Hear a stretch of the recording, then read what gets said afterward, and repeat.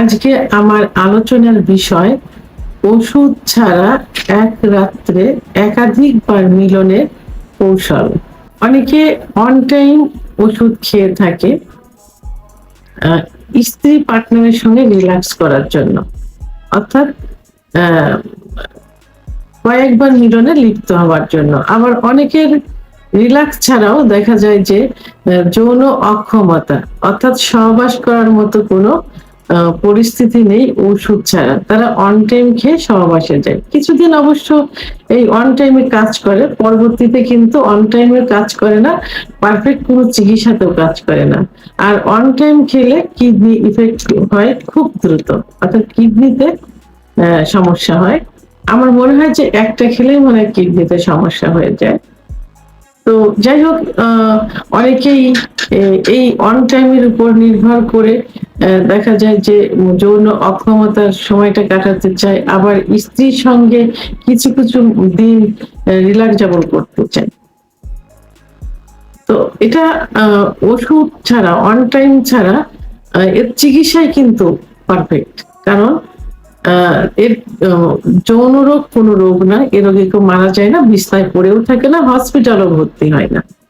এটা হরমোনাল একটা বিষয়। হরমোন, পুরুষের যে হরমোন টেস্টোস্টেরন হরমোন কমে গেলে এটা হয়। এই সঠিক চিকিৎসা নিলে আবার পূর্বের অবস্থায় ফিরে আসে। এবং পাশাপাশি কিছু খাবার, দুধ, ডিম, খেজুর, কাজু বাদাম, মধু, ঘি, অর্গানিক নারকেল তেল, এগুলো খাবার তালিকায় রাখতে হয়, তাহলে কখনোই আর নষ্ট হয় না। আপনারা দেখবেন যে অনেক বৃদ্ধ, ৮০-৯০ বছরের বৃদ্ধ কিন্তু এখন ৩০-৪০ বছর বয়সের মেয়েদের বিয়ে করছে, এবং স্মার্ট, সুন্দরী, চাকরিজীবী, ব্যবসায়ী মেয়ে। তারা সংসার করছে, বাচ্চা হচ্ছে, আবার ব্যবসা বাণিজ্য করছে।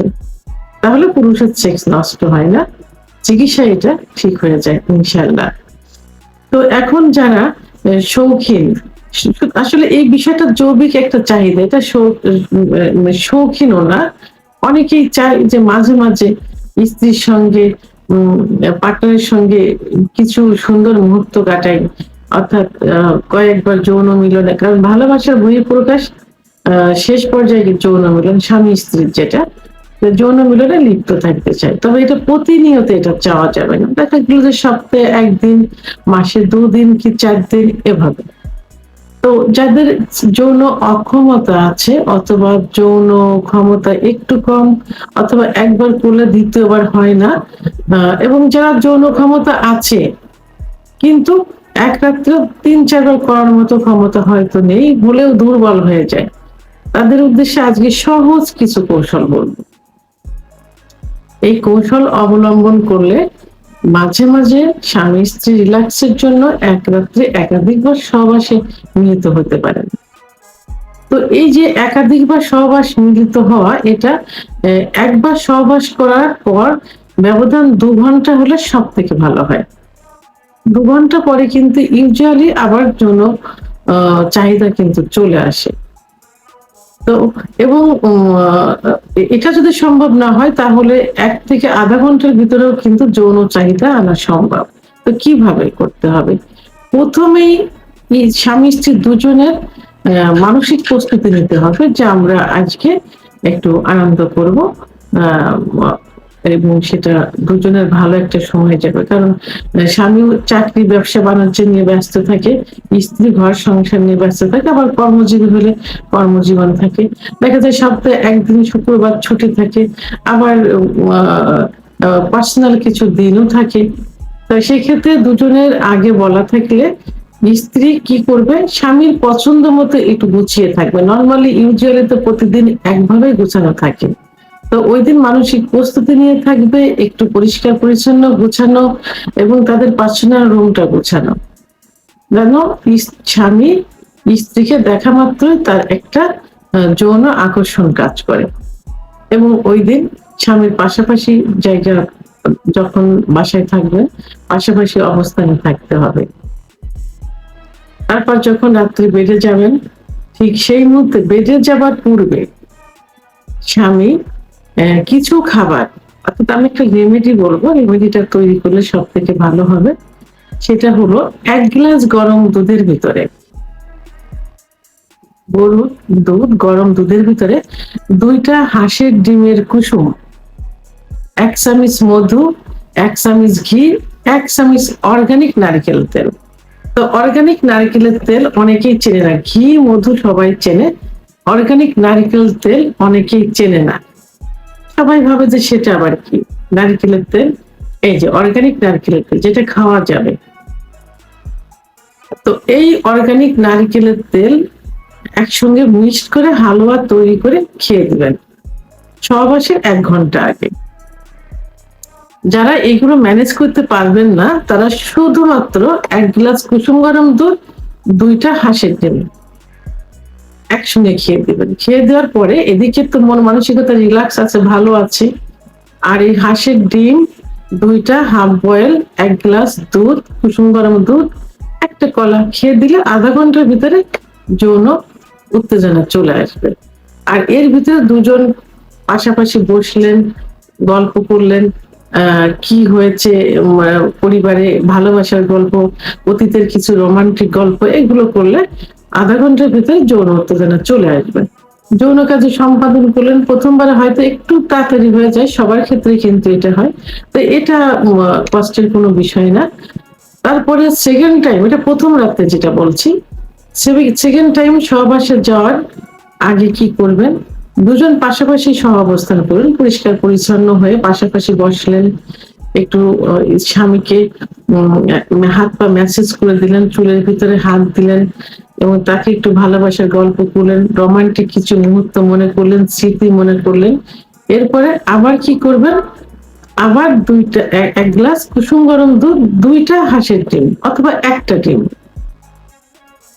খেয়ে দিলেন। কুসুম গরম হাফ বয়েল কুসুম গরম ডিম এবং কুসুম গরম দুধ খেয়ে দিলেন। খেয়ে দেওয়ার পরে আবার সেক্স উত্তেজনা চলে আসবে। এটা আধা ঘন্টার ভিতরে আনা কিন্তু সম্ভব। তাহলে প্রথমবার, দ্বিতীয়বার হলো।